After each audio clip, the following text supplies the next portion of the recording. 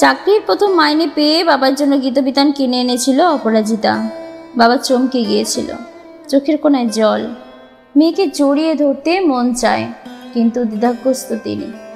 ক্যালেন্ডারের পাতায় আজ 15ই আগস্ট, স্বাধীনতা দিবসের দিন, স্বপ্নের দিন। বাবার চোখের এই জল স্বপ্নের, মেয়ের চোখে স্বাধীনতার। শীতের পাতা উল্টাতে বসলেন বাবা। 1, 2, 3, 4 বছরের পর বছর কতগুলো স্বাধীনতা দিবস এসেছিল তার মধ্যে। বছর 25 আগের কথা বোধহয়। এরকমই আগস্ট মাস, প্যাচ প্যাচে রাস্তাঘাট। বৌভাতের পরের দিন সকালে বউকে বলেছিলেন, চাকরি করা চলবে না, আমি চাই না বাড়ির বউ বাইরে যাক। ঠিক তার পরদিন থেকে চাকরি ছেড়ে সংসারের চাঁতাকলে বাধা পড়েছিলেন অপরাজিতার মা।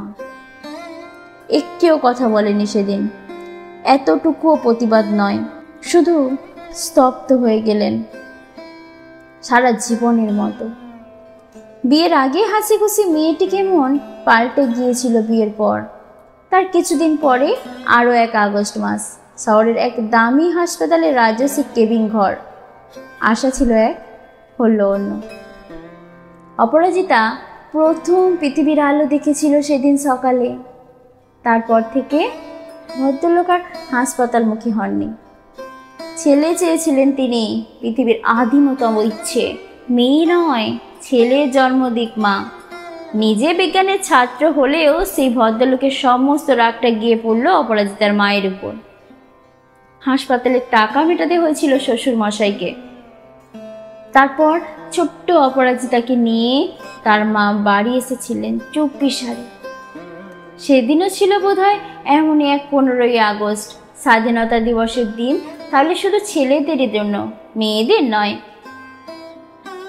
তারপর থেকে আবার সব কেমন জানি চুপচাপ। বাবা মদ্যপান করে ঘরে ফিরছেন মধ্যরাতে। মা মেয়েকে রবীন্দ্রসঙ্গীত শেখাচ্ছেন বাইরের বারান্দায় বসে। ধীরে ধীরে ধীরে বউ, কুতল হাওয়া। বাবা সাংঘাতিক ব্যস্ত অফিসের কাজে। মেয়ের হাত ধরে স্কুলে নিয়ে চললেন মা। বাবা ব্যস্ত পার্টিতে। জন্মদিনে মেয়েকে বুকের মধ্যে চেপে আদর করছেন মা। আশ্চর্য, এই অবহেলার সামান্যতম প্রতিবাদ করেননি কোনো দিন অপরাজিতার মা। শুধু মেয়েকে আঁকড়ে ধরে মানুষ করছিলেন তিনি। এরপর আরও কত স্বাধীনতা দিবস পেরিয়ে গেল। অপরাজিতার স্কুল কলেজের গণ্ডি পেরিয়ে আরও আগে চিরদিন ভালো রেজাল্ট করে এসেছে অপরাজিতা। মনে আছে ক্লাস 8 তখন অপরাজিতার জন্য প্রাইভেট টিউটর রাখতে বলেছিলেন অপরাজিতার মা। একটা পুরো সকাল বাবা মেরেছিলেন তার বউকে। অপরাজিতা বাদ যায়নি মার খাওয়া থেকে। প্রতিবার বর্ষা এলে বৃষ্টি হবে, শরতের উৎসব হবে, আর প্রতিদিন অন্যায় হবে অপরাজিতার মায়ের সঙ্গে। সবগুলোই যেন ধ্রুব সত্য, অনন্ত কাল থেকে ধেয়ে আসা তপস্যা। সৃষ্টির সবচাইতে কলঙ্কিত অধ্যায়, যেখানে মুক্তি নেই, শান্তি নেই, আছে এক বিস্তীর্ণ বালিয়াড়ি, যার এই প্রান্ত থেকে ও প্রান্তে পৌঁছাতে লেগে যায় 1000 বছর। ভালোবাসা না পেলে সামান্য একটা গাছকেই বাঁচানো যায় না, আর এ তো আস্ত এক মানুষ। এমনই এক 15ই আগস্টে মাত্র কয়েকদিনের জ্বরে চলে গেলেন অপরাজিতার মা। বেঁচে গেলেন। অপরাজিতা তখন কলেজে ফাইনাল ইয়ার। খুব কেঁদেছিল সে ছাদে উঠে একা একা। কেন জানি না সেদিন প্রথম অপরাজিতার বাবার চোখের কোণায় জল দেখা গিয়েছিল। এরপর কেমন বদলে গেল সবকিছু। এমনভাবে বাবাকে এর আগে কখনো দেখেনি অপরাজিতা। প্রায় রাতেই বাবার ঘর থেকে সারা রাত মায়ের গান ভেসে আসত। কোনো এক সময় মা রেকর্ড করেছিলেন ক্যাসেটে, আছে দুঃখ, আছে মৃত্যু, বিরহ দহন লাগে। একদিন তখন গভীর রাত, অপরাজিতা বাবার ঘরে উকি দিল একবার। বাবা শুয়ে, টেবিলে মায়ের ছবি। বাবা তাকিয়ে অপলক। চোখ দিয়ে জল গড়িয়ে পড়ছে।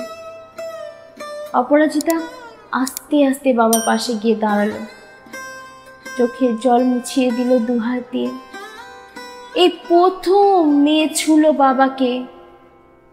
আশ্চর্য, যে প্রবল মানুষটি এত কাল অপমান অত্যাচার করে এসেছিলেন তার বউ মেয়েকে, তিনি চিৎকার করে কাঁদছেন। অপরাজিতাকে বুকের মধ্যে জড়িয়ে বলে উঠলেন, আমায় ক্ষমা করে দে মা, অনুশোচনায় আমি মরে যাচ্ছি, আমাকে বাঁচতে দে। অপরাজিতা চাকরি পেয়েছে কিছুদিন আগে। প্রথম মাসের মাইনে আজ 15ই আগস্টের দিন বাবার জন্য নিয়ে এলো গীতবিতান। বাবা কাঁদছে, দু চোখ দিয়ে জল। মায়ের গান পুরনো ক্যাসেট প্লেয়ারে। অপরাজিতা বাবার পাশে বসে, বাবার হাতে গীতবিতান, ক্যাসেটে বাজছে গান। জানো বাবা, মৃণালিনী দেবী মারা যাওয়ার প্রায় 20 বছর পর রবীন্দ্রনাথ এই গানটি লিখেছিলেন স্ত্রীর কথা ভেবে। আকাশে মেঘ আজ সারা দিন, তারই ফাঁক দিয়ে হঠাৎ করে চাঁদের আলো দেখা দিল একবার। কি অসম্ভব স্নিগ্ধ সে আলো!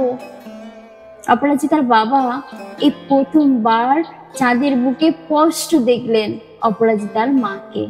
হাসছেন তিনি, মুখে এতটুকু অভিমান নেই, রাগ নেই। আজ অপরাজিতার বাবা অনেক দিন পর ঘুমোবেন সারা রাত, ঘুমোবেন সারা রাত। আলো ছায়া নেমে এলো পথে। লাল মাটির রাস্তা, একজন বাউল হেঁটে যাচ্ছেন গ্রামের পথ দিয়ে। অপরাজিতার বাবা চলেছেন মায়ের হাত ধরে। যদি আবার সবকিছু এমন করে শুরু করা যেত। যদি কোনো ভুল ত্রুটি হয়ে থাকে নিজ গুণে মার্জনা করবেন। যদি ভালো লেগে থাকে আমার চ্যানেলটিকে লাইক অ্যান্ড সাবস্ক্রাইব করে পাশে থাকবেন। আপনার মূল্যবান মন্তব্য কমেন্ট বক্সে অবশ্যই জানিয়ে যাবেন। আমার সঙ্গে এতটা সময় থাকার জন্য অসংখ্য ধন্যবাদ।